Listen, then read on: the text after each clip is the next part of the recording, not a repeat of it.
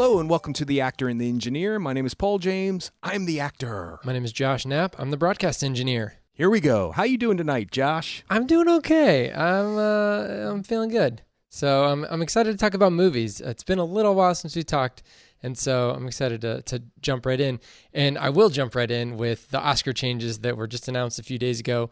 They're going to limit the show to 3 hours, and they're going to give away a bunch of awards during the commercial breaks that I'm assuming are going to be like the cool ones, like sound editing and things like that I'm like really excited about. But then they'll just tell you afterwards, and I'm sure you can stream the, whatever the sound editor that spent, 4 months of his life, making sure that David Fincher's newest movie sounds amazing, tell everybody how awesome his family is. And then you just move on. So there's that. And then plus the bigger news is that they've come out with a new Oscar. Is it technically called Best Popular Movie? Is that what they're calling it? I don't know. I'm staying clear-minded on this subject, is what I stated before the podcast. I don't know what the category is going to be called, but there is something in a new category that has something to do with popular movies. I'm not sure how they're going to do it, if they're going to do it by box office, by some kind of vote, some kind of public vote. I don't know what they're going to do. Do you think this is a preemptive like Black Panther thing? Like they don't want to happen to Black Panther what happened to Dark Knight? Or what do you think? If that's the reason why they're doing it, then I'm okay with it. Let's go back just a few seconds. I think if we check a couple of podcasts about the Oscars in our past, meaning me and you and I think somebody along the lines has stated they need to cut the show, keep it to 3 hours. They need to do certain categories on the show and certain categories off the show. And what they can do is they can do the categories off the show and then edit them to show you who won, okay, and their acceptance speech. There's a lot of technical awards that are given out the night before or 2 days before the technical awards. So I'm fine with that. And I understand what you're talking about. These people work really hard. It's a long process, especially somebody like a sound editor or, one of those people who make horse hoof sounds in a studio. They work really hard. Like, think about it. So they should be honored. But what they're trying to do is keep the show in a 3-hour limit. So I get that. I understand those rules and regulations, and I understand why they're trying to regenerate and bring life to this show, because it is lacking something. That said, I'm not sure about this popular vote Oscar. It just depends on how they do it. I mean, so does that mean that SpongeBob, the cartoon, made $360 million? Does that mean that could be nominated for most popular film? Like, how are they going to do it? Yeah. And I think I would love to believe that they want to do it for something like the Black Panther not being left out, like The Dark Knight, which is the reason why they opened it up to 9 or 10 Best Picture nominations. And they still, blew the pooch on that one. But it is what it is. If it was because they don't want something like Black Panther to not be honored, then I would be more about it than if they're just trying to catch some of the younger viewers as an audience member, or people who just are popcorn-going movie people. But I don't know. I don't know how they're going to do it. So I'm going to keep open-minded about it. I think it's great. I think it's great that they're opening up the category. I think it's great that they're trying new things. I think it's super great that they're limiting it to 3 hours. That, I think, is a great idea. But other than that, I'm just going to stay clear and free and just say, okay, whatever happens, happens. It's going to be interesting if they do it by box office take. But that said, Civil War would have won an Oscar then, Captain America Civil War, and I would have been okay with that. I think that we don't know enough about the category to know whether it's is it a People's Choice Award? That's one thing. I'm guessing it's not going to be a People's Choice Award. I'm guessing it's going to be like there's going to be a certain metric, like you said, whether it's box office or something like that, that says like, these movies are nominated because they were the whatever top 5 highest grossing domestic movies of the year, and then pick the best one, and everybody can vote for it just like they can vote for best picture.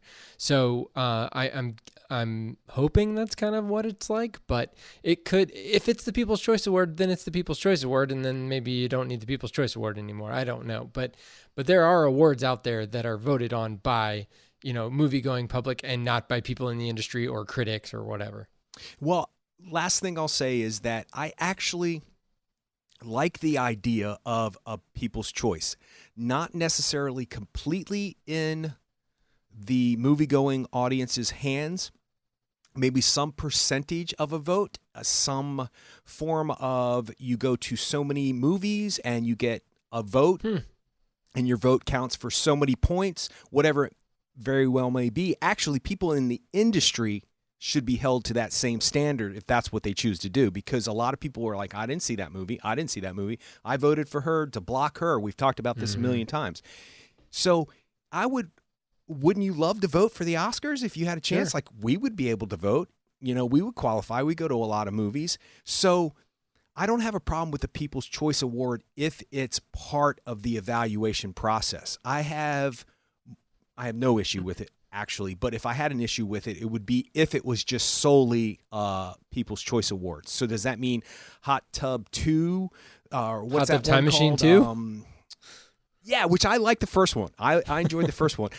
Part 2, is that like able to be voted on? And I don't want to be cynical and sarcastic and elitist about it, but it lends itself to a lot of humor that, Hot Tub Time Machine might be an Oscar-winning picture. That said, Suicide Squad won makeup, so There you go. and that was legit. So Yep. Who knows? It's interesting that they're trying to stir it up. I like that. I'm good with that. Plus, half the things that they're changed, I already talked about years ago. It's all because of you, Paul. Just as long as they know that. Just keep repeating that to yourself, Josh, and you and I will get along just well.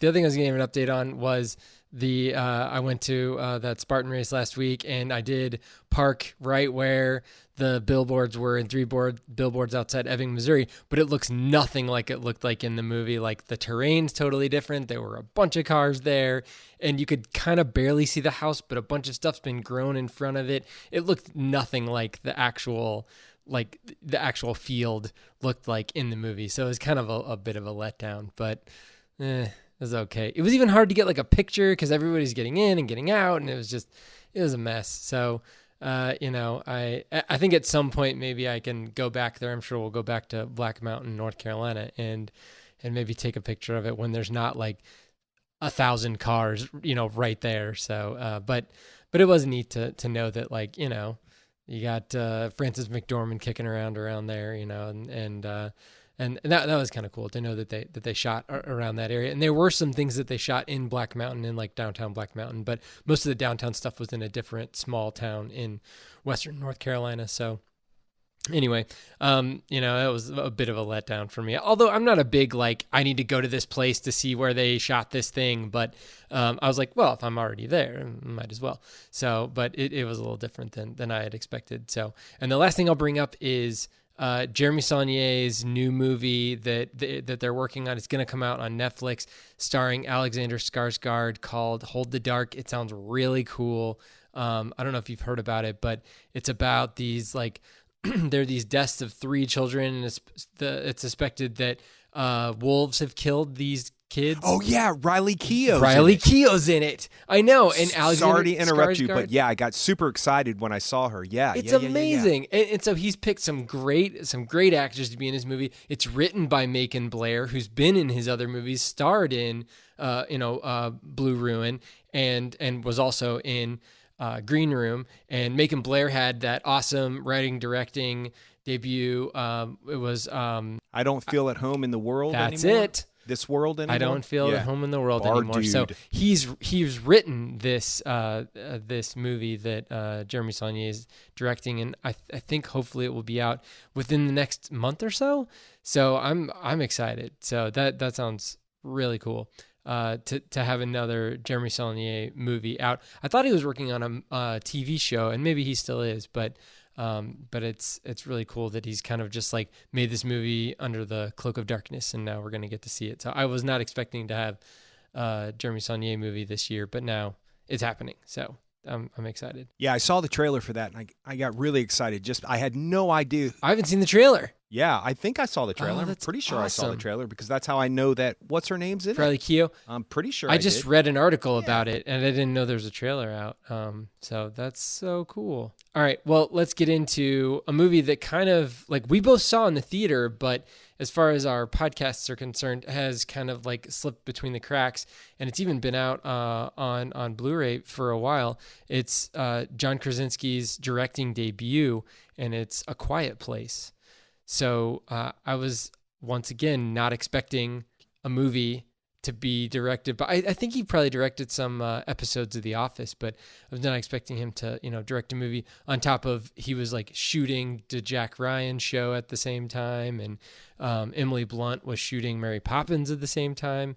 So, I mean, this is kind of like a thing that they just kind of slipped in when they could, and I was. When I saw the trailer for it, it was a very well done trailer, and I was excited to see what they can do with this kind of a constrained narrative. You've got post-apocalyptic world where we're like 90 days out from these aliens showing up on Earth, and they found out fairly quickly that the only way to stay alive is to not make a sound, and their family. John Krasinski and Emily Blunt's family, of which they have 3 children at the beginning of the movie.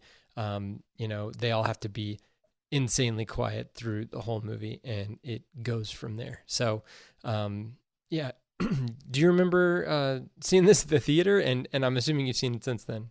Yeah, I saw it in the theater, and I saw it last night on DVD.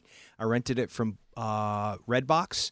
And I just gave it to my father to watch about 2 hours ago and then just returned it to Redbox. So it has been a quiet place in my house for the last 24 hours. And I was super glad we were going to finally talk about it because we had mentioned that we might be talking about it. And then it's been on our list of things to talk about. And we never got around to it. And then now all it is everywhere. So I'm good with that. So yeah, I saw it originally in the theater, scared the hell out of me, and then saw it again last night and was even more impressed by how tight this movie is. It's just extremely well crafted. It just is. And side note, are you sure they're aliens? We'll get to that later on, but are you sure they're aliens? Positive. Why? I listened to an interview with John Krasinski, and that was one of the first questions, and he said, yes, they're aliens from another planet. Oh, thus all the rockets and stuff that are in the movie. I guess you see the space shuttle, you see the drawing of the rocket on the ground, and the little boy says, this is what's going to allow us to escape. You know what I'm talking about? At the beginning of the movie. Yeah. Yeah. And then the space shuttle is what helps his demise. Mm-hmm. And then later on, when they're setting off fireworks, they describe them as rockets, which I guess they are. But anyway, so we're definitely sure they're aliens. Okay, a little bit disappointed in that, but all right. I thought they were some kind of mutant thing from this Earth, but I guess that would explain why all of the lights flicker and all of the electromagnetic fields are all disrupted when they're around. So I guess that makes sense. I just thought it was some kind of like strange nuclear holocaust accident, something, but obviously not. They're aliens. The director / co-writer says they're aliens, so I'm good with that. Yeah, so there we go. And he's not, it does look like he's a co-writer, but from what it sounds like they optioned the movie and he rewrote it. So even though he gets the same amount of credit as the other 2 writers on the movie, he kind of like retooled the screenplay himself. So I don't know what all got changed, and I'm assuming certain things got tweaked, but the other 2 guys were not involved in the rewrite. So, but they obviously still got their script optioned and they got paid for it and all that stuff. So it's one of those things where they have a they have a script, it gets retooled. And sometimes you'll see in movies where there'll be like 6 writers and it's like so-and-so ampersand so-and-so A&D so-and-so ampersand so. And so they'll just have like multiple versions of writers that have gone through that. In this case, it was the initial 2 writers plus John Krasinski who retooled it for what he wanted to do with it. So yeah, you're right. It is a tight movie. It's only an hour and a half long and it moves. And a lot of that has to do with the editing and with the choices. It's efficient filmmaking. I think a lot of it may also have to do with the fact that they shot it in 30 days. Like they shot it really quick and they only had a few sets to work with. They had the farmhouse and they had the barn, for lack of a better word. And then kind of like a couple, the beginning is obviously in a downtown area, but it is, it's kind of a contained thing, which is, as far as horror movies are concerned, that's perfect because it kind of feels claustrophobic and you kind of get a setting, you get an establishing setting, and then you're able to kind of pervert that setting with the aliens or with the, how scared the characters get when those aliens are showing up or when the attack is imminent, and on top of all of this, we get, more things happening to the characters in the future. So we should probably get into spoilers for anybody who's spoiler averse, because the first scene that we see is just a textbook, tension filled scene. And we don't even know why it's tension filled until we kind of realize that nobody's saying anything or doing anything. And then you get a close call where the younger kid almost drops that spaceship. And then you kind of realize that everybody has to be really, really quiet all the time, no exceptions. And then it just builds from there. It just keeps building.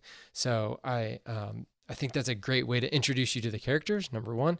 And number two, a great way to build tension very quickly, and then it gets released at the right at the beginning, and then you see the title, which is kind of cool, and then you move on from there.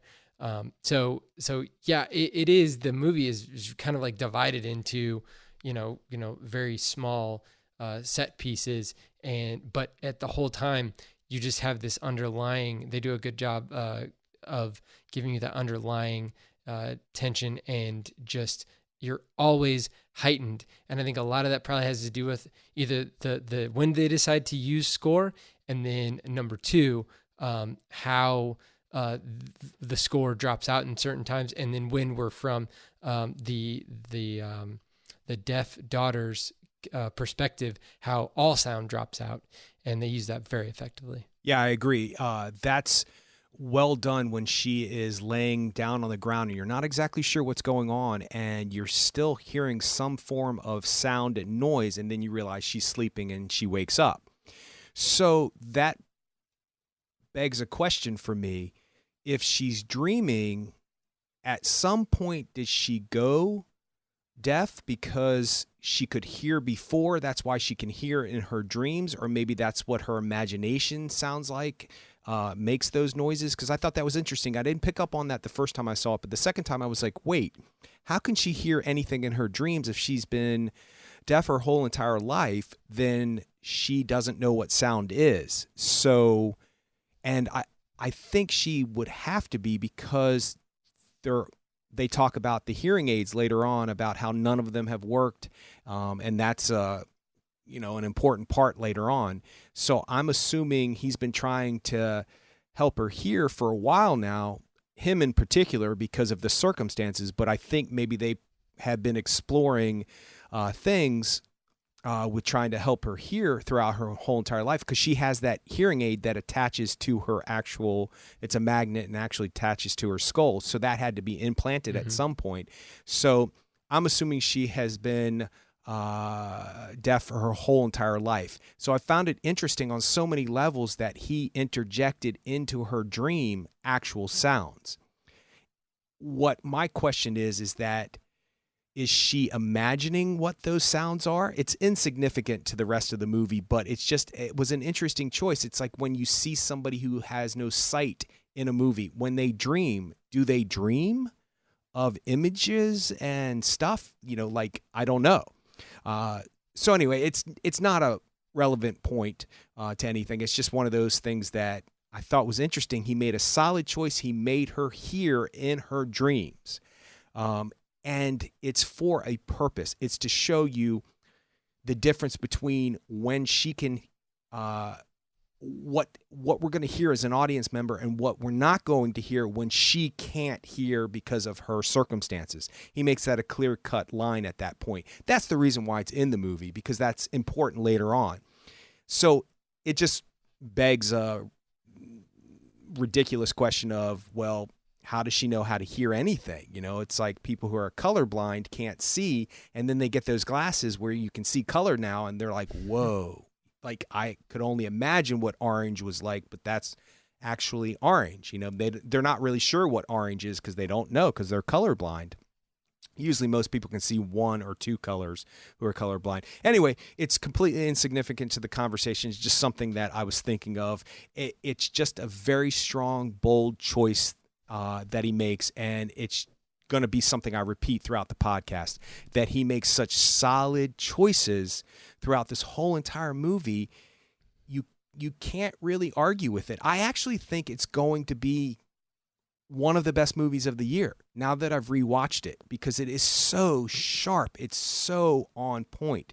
It's vivid. You just have, exactly what you should be thinking and feeling throughout the process of this storytelling film. And I think that's great, because he's never directed a film before, right? John Krasinski? This is his first one, right? His debut for feature films. Yeah. Another bold choice he made was to make sure that the actress that he chose, that they cast for the deaf daughter, was actually deaf, and she is deaf.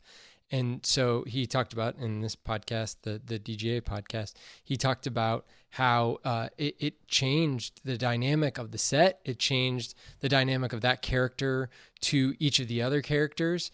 And, he said they had someone on staff that was a translator for her so that they could talk back and forth. But there were, multiple times, especially throughout the shooting of the movie, where she would kind of like wave off the translator because she understood what he was trying to convey to her as a director.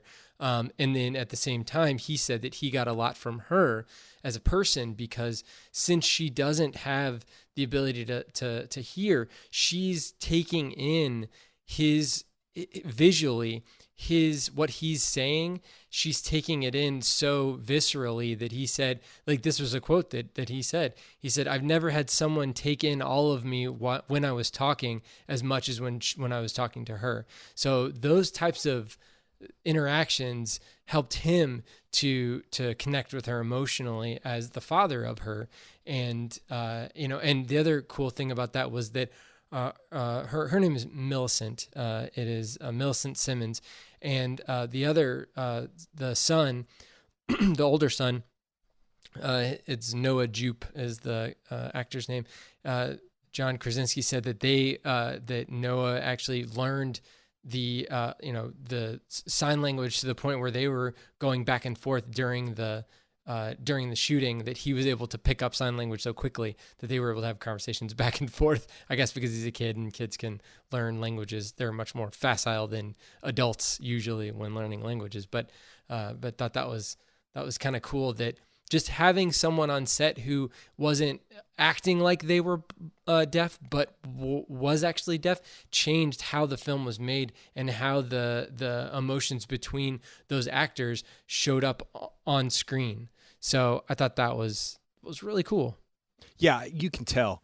You can tell that there is some strong connection between all of those actors, and maybe it's because it's a small set, a small cast, a small shortened time frame to shoot the film in. Maybe that has a lot to do with it. Maybe it has to do with the subject matter. Maybe it has to do with there's this strange bonding that happens with actors very quickly because you're in a circumstances that's unnatural, but yet you're trying to make it natural. You're trying to make it believable, and it's this odd thing. And there's a vulnerability to it that is ridiculous, because when you make this bold choice that you think is just the best thing ever and it just comes out of you and it falls flat, and the director's like, yeah, that doesn't work. You're in front of other people when you do that. So it puts you in a position. So actors kind of bond quickly because of things like that. At least that's my experience. The worst of it is that when you try something and it fails, if it just came to you and you tried it, that's okay. But when you've been thinking about it all night and you're like, this is the best choice ever, and then the director's like, yeah, that doesn't fit. You're like, oh man, yeah. So you definitely have this vulnerability to you that is not a normal work situation, emotional stance, if you will. It puts you in a position. So I can imagine with her, because she's never acted before. This is her first film, if I'm correct. I think so. The first film, first director, husband and wife working together for the first time. That wasn't supposed to happen. And then this very tense situation. I can imagine that through a language, a body language, that would bring people closer. It makes perfect sense. And I definitely see it in how it resonates in that final scene with the father and daughter. That's beautiful. That's some of the best acting he's ever done. Actually, Emily Blunt, this is some of the best acting she's ever done.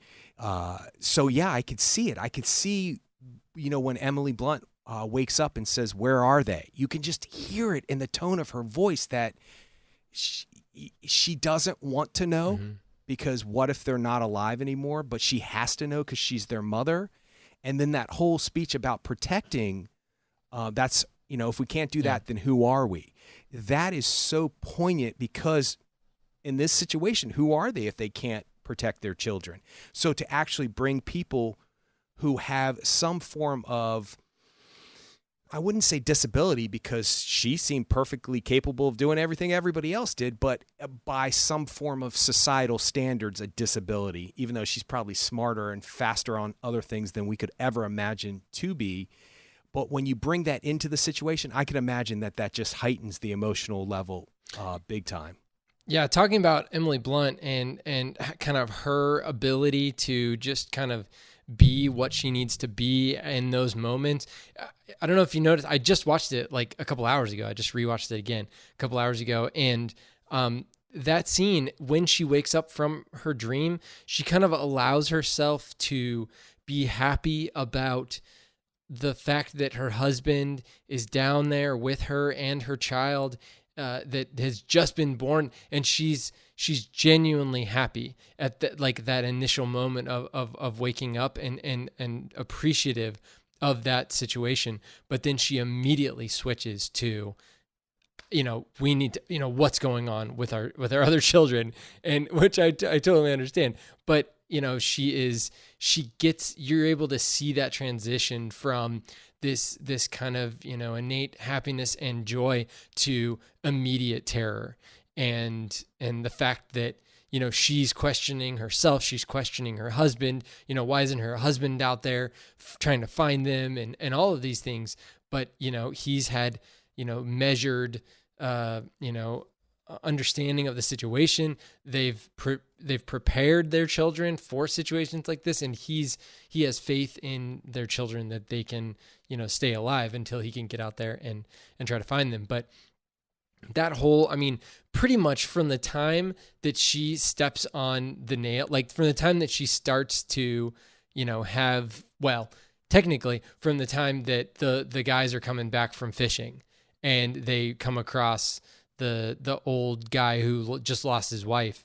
And like at that moment, like his scream is pretty much like balls to the wall for 40 minutes or something. I don't know how long the end of the movie is, but it is just, it's like pretty much like a full force, crap's hitting the fan. This is happening. We're going, in 90 miles an hour. It's crazy. And it's amazing that they can keep up that tension throughout all those things. And there are different set pieces, different things that you feel like you go through and you get through them and things are successful, whether it's the birth and they do, he kind of like uses it like waves where you have, you know, this huge wave of the birth, and then there's kind of like a lull where they kind of like regroup, but then you have another wave of the kids in the silo, and then you have another wave. I mean, you know, it just keeps going. You have another wave of the, you know, the water coming into the basement area or the underneath area and flooding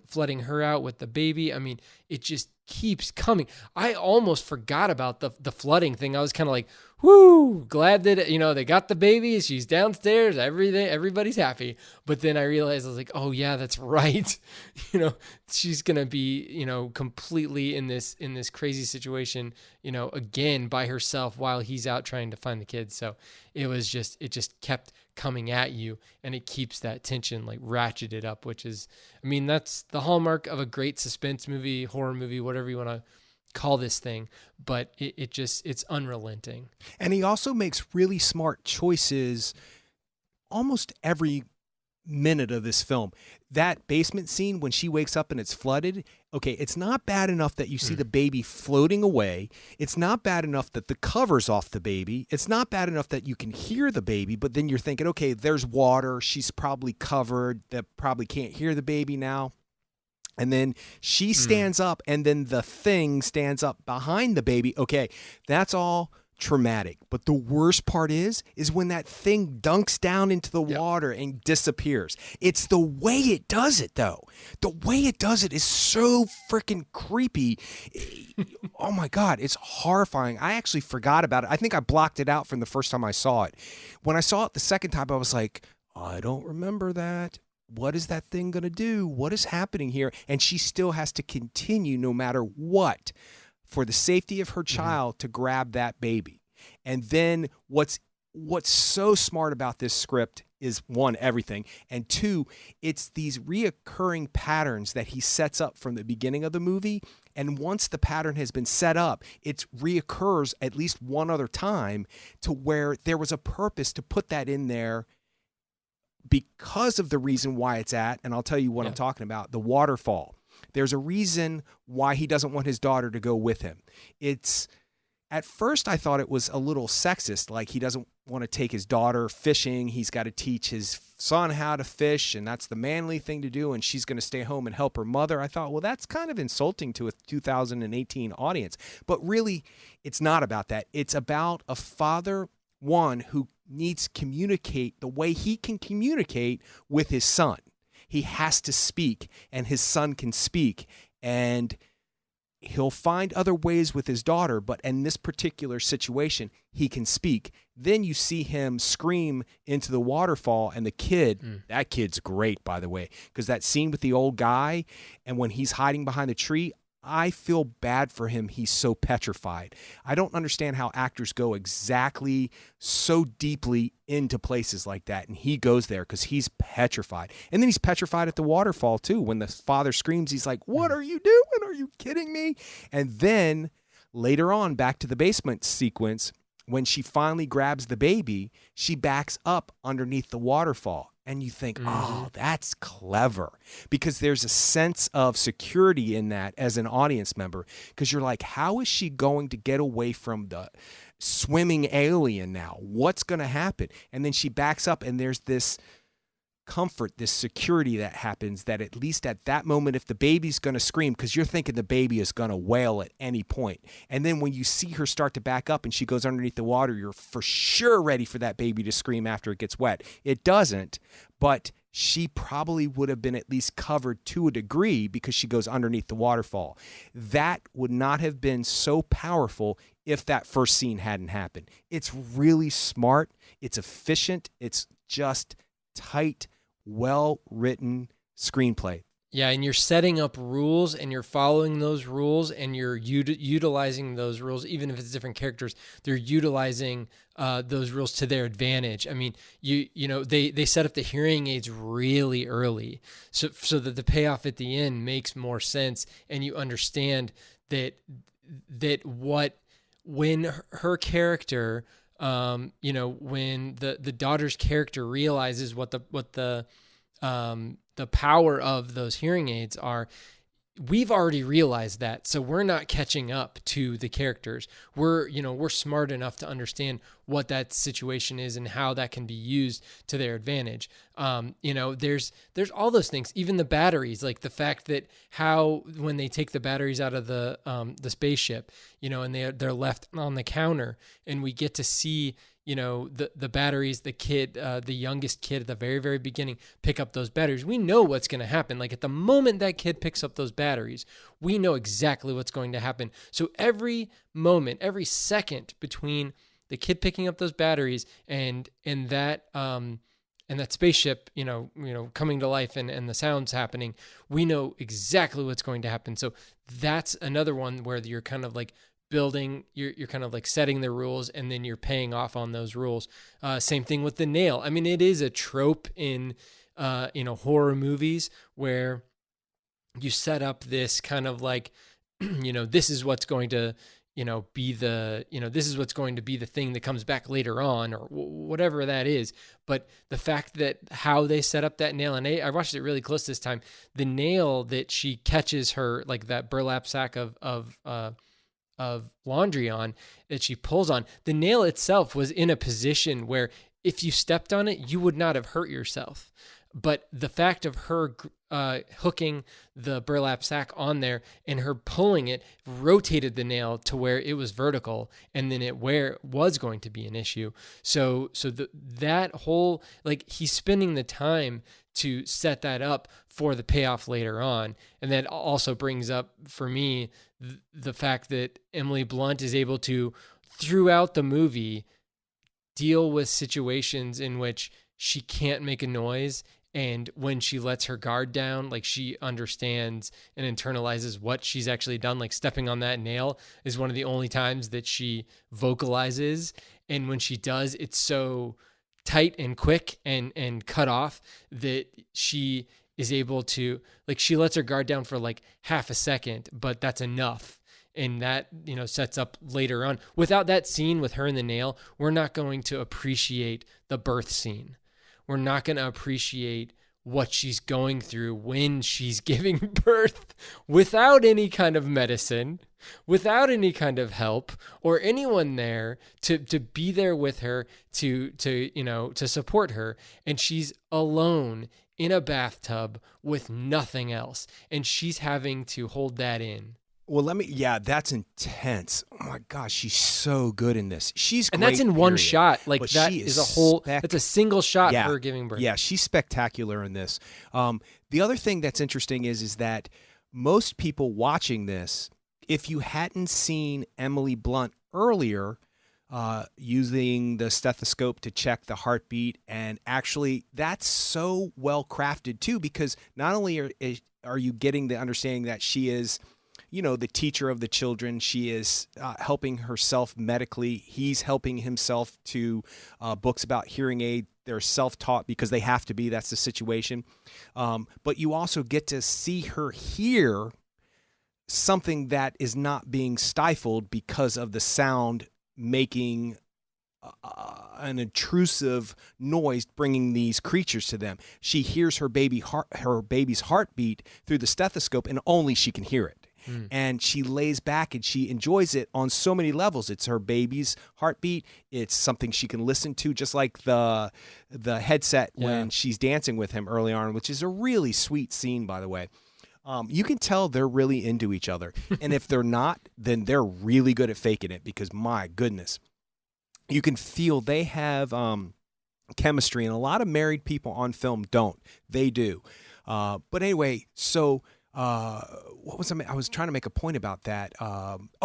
That any person watching this film, if you hadn't interjected the scene where she was checking and she was writing down her pulse and all that stuff, or her blood pressure, it would be like, how did she deliver a baby by herself in a shower? That's impossible. But you can interject that this woman has learned certain things because she has to, because she's her own nurse. She's her own doctor. She has to know these things, and she's probably had some kind of contingency plan in place for if he's not around or if something happens. There has to be some kind of thought and premeditated process because this is the life that they're living in now. So it's just really smart screenplay writing that you write in a scene where she's checking her own health, and then later on you buy into the fact that she has a baby all by herself because she can.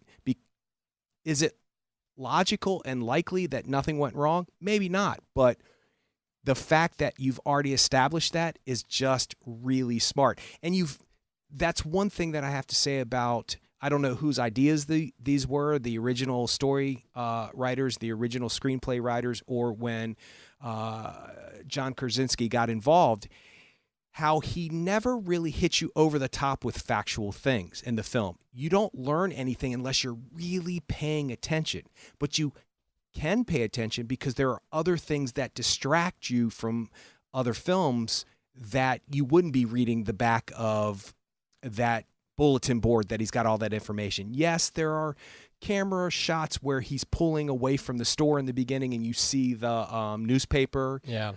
It's noise, it's whatever. It's sound. Yeah. It's sound, yeah.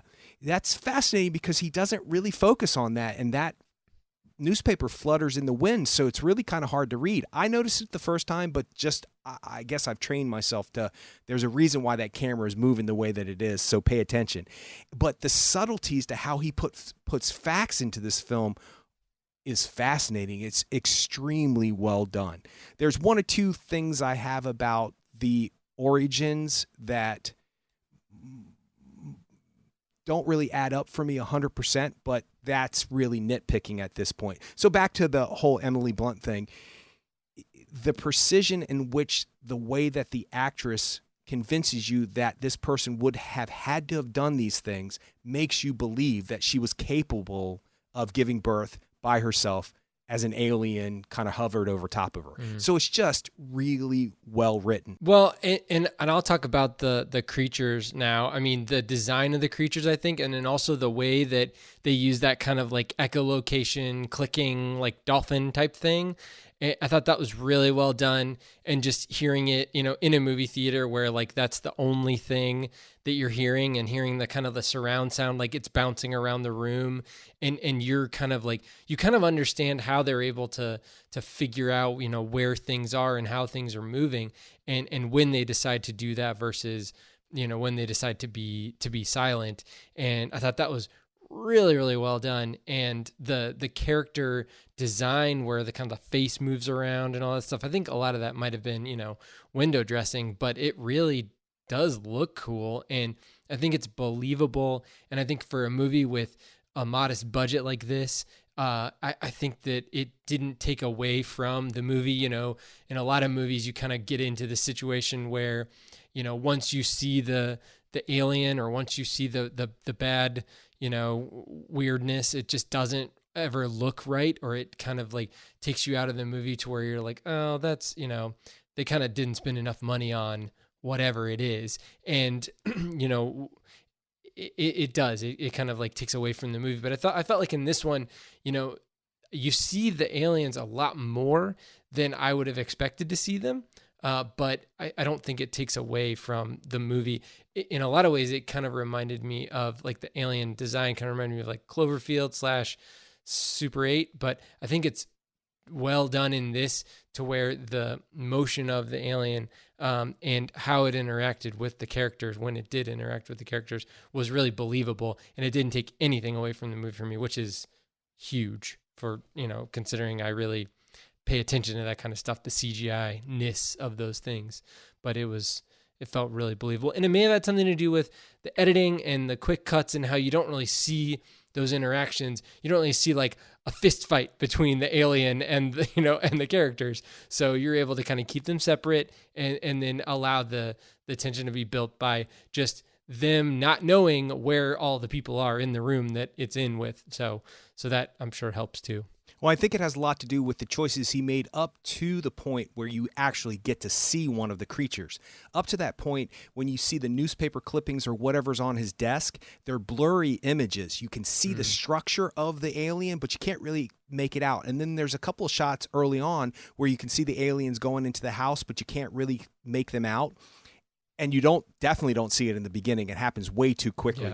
Yeah. And by the way, when you kill a kid in the beginning of a film, the stakes are so high that you've either shot yourself completely in the foot with, wait, they just killed that little kid? What? You have to make sure the rest of your screenplay is intact, because you've topped yourself in the first 15 minutes of your film. How much further can you go? How much further can the stakes be as devastating as that? So that said, it says a lot about what happens in the next hour and 15 minutes after that he was able to keep that tension that high even after that traumatic opening sequence. Back to the creatures. You see the creatures in blur. You see the creatures kind of in silhouette, and you see their legs or their arms or whatever you call them. Well, I guess they're arms because they got like hands and claws and stuff, which are creepy and scary as hell, by the way. But so when you finally do see the creature, it's for purpose. You get to see how it hears things. And you're right, it's like that sonar clicking thing. Like it reminds me of how bats see stuff or hear/see stuff. So that's for purpose. The alien, you're right, it's not like and in this corner, we have Emily Blunt, 9 months pregnant. And in this corner, a strange alien creature. You don't see it like that. You see it have purpose. There's a reason why the creature is in full focused in front of the screen, because you're seeing how it's hearing. You're seeing how it's functioning. You're seeing why and how it's doing what it's doing. So that gives it purpose, which I think gives it weight to the actual believability of the creature. A lot of times they're just in there to scare people past the point of what they've already been scared by. So it's not as much of a purpose. Did I completely love the design? I don't know, because I don't know what else it could have been. I think the design possibly, and this is nitpicking, could have had more purpose with the kind of flowery head thing that opened up. Like, why did it open up like that? I don't know. So it's just, it didn't need to be presented why it was, but, there was a purpose for almost everything. So I think you're right. I think a lot of that, would you call it set dressing? I think a lot of that just looked cool. And, we have a lot of those creatures in our imagination with flower-like tentacles and Stranger Things looking, does look Stranger Things like teeth, octopus looking things. So I guess maybe that's in our subconscious somewhere, but I really can't fault it because it had purpose, and I will always side with that. Yeah, so at the end we get to see the kind of resolution of the conflict between the father and the daughter, where I guess the daughter always thinks that the father is, holding her responsible for the death of his youngest son. But I mean, does a lot of that, do you think, have to do with his kind of like stoicism and not knowing how to show love for his daughter? I mean, from a character standpoint, why do you think that conflict was there? Why do you think that he couldn't just sit her down and explain to her that he did actually, love her still? Well, I think that when you're talking about survival instincts, your parental instincts are different. I think in an apocalyptic situation like this you don't have time to be smushy, gooey, feely, lovey-dovey all the time. I mean, look what they did in a 3-month period of time? 90 days, right? Because that's what it says at 89 days, which I think is impressive, and yet just a little hard pressed to buy into that they did all of that. Well, in 90 days. No, but hold on. There was 90 days at the beginning of the movie, and then there was another year after that between the death of his youngest son. That's true, but all of that stuff is a stat. Oh yeah, you're right. We don't know. You're right. We don't know. You're right. That's a good point. We don't know how much they've done that house up until late. Oh, yeah, you're right. Okay, good. That answers that question for me. But the point is that parents don't always have time to always know what the needs of their children are emotionally, because they're, they have to go to work and they have to make breakfast and they have to make sure so-and-so's got their meds, and their elderly parent that lives with them, they're taking care of them. They got to get to the doctor's appointment. Susie has roller skating and Bobby has, dance class, whatever it is, they're going a mile a minute. So I think that what's interesting about that from a character's point of view is that says more about the daughter than it does about the father. I think that the daughter is feeling guilty because of what she did. She made that choice, and honestly and truthfully, though, she cannot be faulted any more than the father or mother who look right at that kid and walk away with the batteries on the counter. They leave that kid they leave that kid in there by himself. He's a young kid. He's 6 maybe? He's going to make bad choices. He's 6 years old. They think they can fly. They jump off of beds.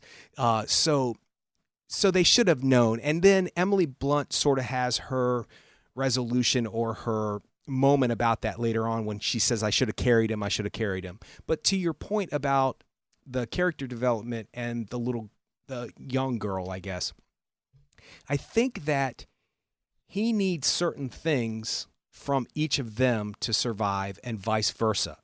And part of what he needs is to be able to communicate with his children. Now, when he's by the river with his son, he can communicate with his speaking son in a completely different manner.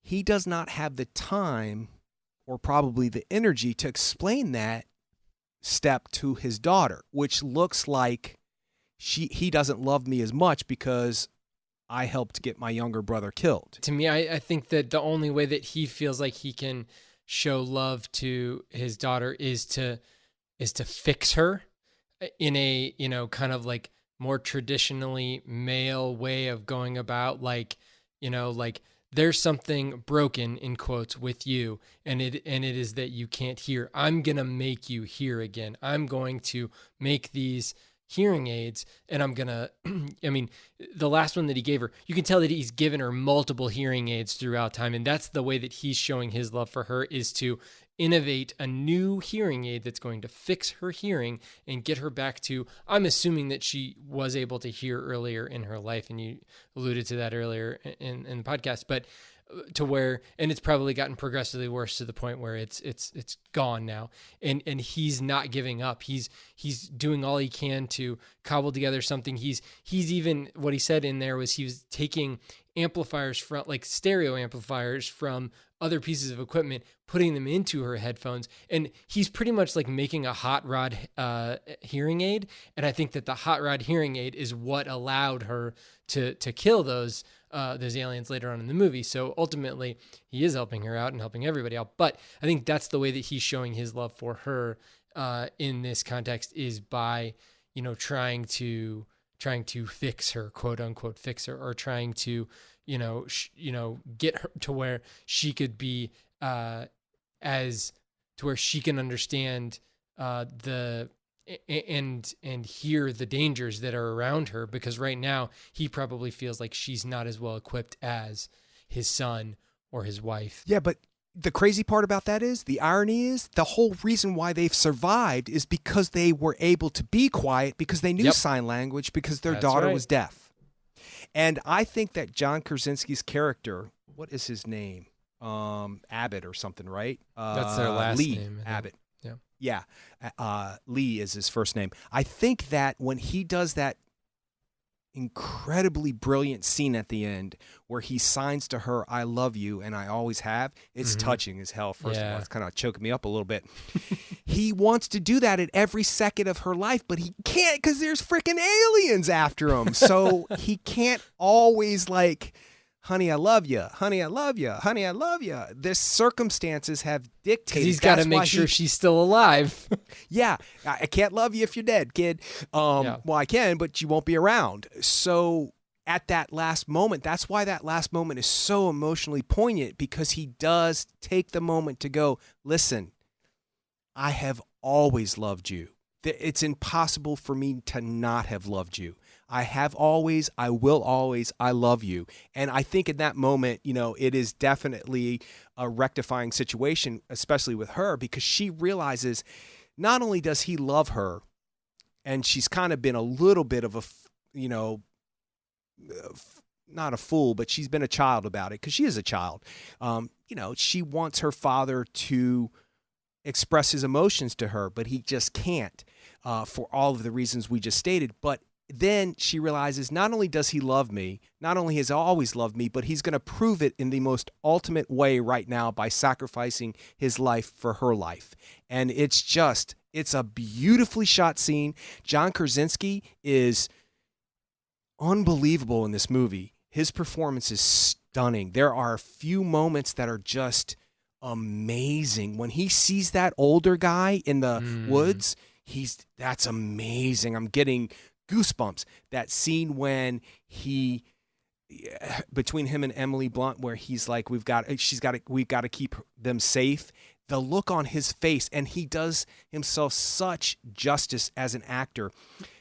Being the director, he could have held on that shot and it could have been this big cry scene, but he didn't. He shoots to him, the tear drops, and it clips away. It's so well done. It is, oh my God. I didn't even notice the tear the first time, but this second time, and it's like a tear on. If you're looking at it from like a framing standpoint, it's the eye that's not in the light. Like it's like it's a subtle thing that you might not. I didn't notice the first time, but definitely noticed the second time.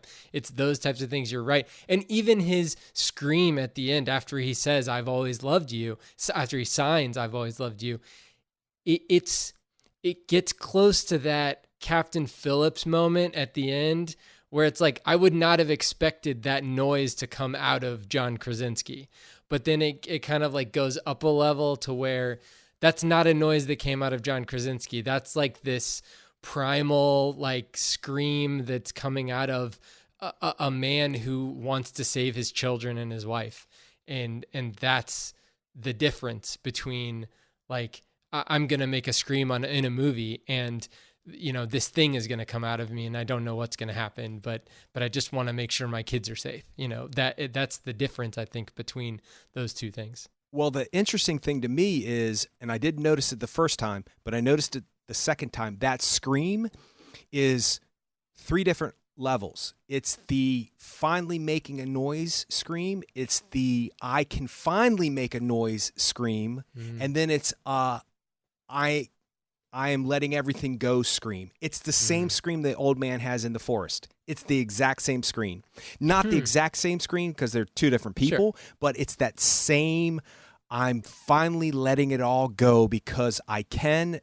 And, the old man does it for a completely different purpose. He's just giving up. Obviously, he's distraught. His wife, and you don't see his wife, but just a little bit of blood on her shirt, and then you see it from the kid's point of view. It's horrific. That kid is great. Yeah. That kid is great. He's going to be huge. He's great. What is his name again? Noah Jupe. It's the same kind of guttural scream at the end, but it's even more layered because of all of those reasons that I just stated. It's just well done. That scene is incredible.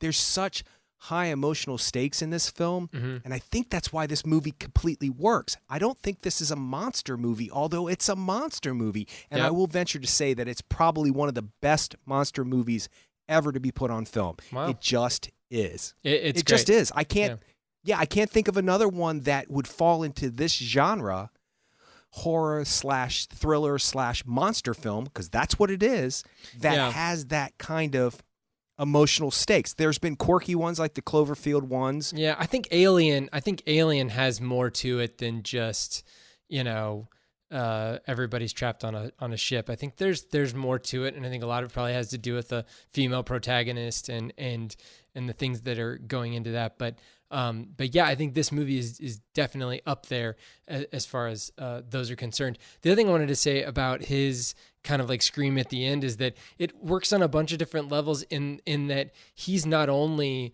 like, kind of lamenting his doom and that he's going to be, he's going to die, but he's also realizing that he's not going to be there to protect his family after that whole, speech of Emily Blunt saying, we have to protect our family. He's realizing that the only way for him to protect his family in the short term is to do what he's doing there. And he can only hope and pray that what he's done to his family up until this point will will allow them to survive past this point. So all of that going on. And then the other thing I just realized just now is that when the kids show up, like she's watching, Emily Blunt's watching in the monitor. And when the kids show up, there's no communication between them for what just happened. They're completely just like, they're all business, which is, I think, what he would have wanted them to be. I mean, they are completely in it and understand the whole scenario. And that takes us to the end, which is they figure it all out and they're able to kill the one, but the only way for them to kill that one creature is to use the shotgun, which you quickly realize is very, very loud. And that means everybody's coming to you. I thought it was cool how they were able to cut the movie at the very end before you get any kind of like huge bombastic, like we're going to kill everybody, it's going to be amazing, all that stuff, because it does kind of put you in a situation where you're not really sure what's going to happen, but you know that they're going to, whatever happens, they're going to either succeed or they're going to die trying, and it's going to be epic. So that's why when I heard that there was possibly going to be a sequel, I was kind of like, oh no, there's going to be a sequel. Because I thought it was so well done, like how they ended that. So hopefully if there's a sequel, it's some sort of like simultaneous side story. Or prequel maybe, I guess. Yeah, I'm interested to see him tackle the question of how they got there, what they are, where they came from, or whatever those questions are. But if he handles it the way that he handles the questions that he answers in this film, then I have full faith. At first, I was like, there doesn't need to be a part 2. There doesn't need to be a second one. Their story is completely told. But that said, I do have a lot of questions. Like, how did they put down the paint marks for the footprints if the sound, how did he step there? Like, it would be fascinating to watch them. How did she develop the way that she washes clothes? Does he take the young girl fishing at one point before, and that's why it's not? I don't know. There's just a bunch of different questions that could be. And then the one thing that I don't remember from the first time I saw it, if you had told me it, I would have been like, I don't really remember that. But then when I saw it a second time, I was like, oh yeah, I do remember that now. Or I do remember seeing it originally, is when he lights the fire on top of the water tower or the corn tower, or whatever that is. Corn silo? Yeah, silo, yeah. And then you see the other Lord of the Rings fires all over, Middle Earth. There are other people in the same situation. So it could be somebody else's story. It could be Emily Blunt going and explaining to the next people that this is how we kill these aliens. Anything in between, as long as it's and also we have to have some kind of prequel because he's got to come back. We need him as a character. No, we do. We need him as a character. He might be able to answer some questions that you were posing about why did he have an emotional disconnect to his daughter? Why would he try to fix her? Did she have a hearing loss before? Is it their fault that she has a hearing loss? What is it? I don't necessarily think those questions need to be posed or answered, because I find it fascinating that you said we could have had this big epic thing at the end where they could have just come in and killed everybody, when I'm convinced they kill them. I'm convinced with Emily Blunt, the way she looks at the end with that smile, let's go. She has... And the cocking of the shotgun. Yeah, she's Ripley. She has become Ripley in Aliens 2, or Aliens. So I don't need to have any of those questions posed for a part 2, but if he can handle a part 2 as well as he did this one, meaning a lot of times part 2s get so blown out of proportion and they lose their focus, because this did make $1 gazillion. It made a lot of money. So you can't really fault them for wanting to try to keep something going on, because it's, that's what working actors do. They need to make a living, and this is a directing project that he can put his wife in, and somebody who's never worked as a deaf actress before. So it's a good thing for the possibilities of helping people work, but they get out of control with these part 2s. So if he can come up with a way to, and he already said he has an idea that he thinks will work, and there's more of a possibility than not after it made $150 million or whatever it made, I forget. So I'm just convinced that I'm okay with that because if it's in his hands, I'm good with it. If it's in her hands, I'm good with it. And I need to see those kids again. And I don't care if it's in another movie or another movie like this. I need to see those kids again. There's something that I'm connected to them. I don't think those kids are going anywhere. I think that they'll find work. Yeah. So A Quiet Place grossed $188 million, and I'm trying to find the budget was $17 million. Yep. So I think it made its money back. I think so too. $332 million worldwide. Opening weekend was $51 million. So if I was there opening weekend. Yeah, I was too. It was great. I was too. Did you in your theater, like, so I saw it in Alamo, and I was with a buddy of mine, and I got these like fries and stuff, but he got nachos, and when we were watching the movie, he could not eat his nachos because it was so quiet. And everybody else in the theater was really respectful. Yeah. So like people were just not eating during the movie, and there were very few scenes where, like the music scene where the Neil Young song, like he was like feverishly eating nachos.